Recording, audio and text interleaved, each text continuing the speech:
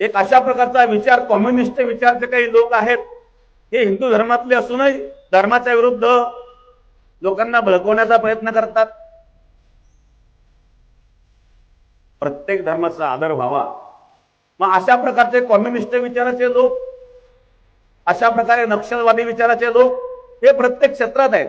शैक्षणिक क्षेत्रामध्ये असतील, सामाजिक क्षेत्रामध्ये आहेत, राजकीय क्षेत्रामध्ये आहेत, नवे नवे न्याय क्षेत्रामध्ये सुद्धा आहे. मागे एक प्रकार घडला. एका वकिलाने सुप्रीम कोर्टाला चप्पल मारून दिली. कोर्टाला चप्पल मारून फेकली, याचं समर्थन निश्चित कोणी चांगला सज्जन मनुष्य कधीच करणार नाही. परंतु त्या वकिलाने चप्पल का मारली, त्या वकिलाच्या भावनेबरोबर मी आहे.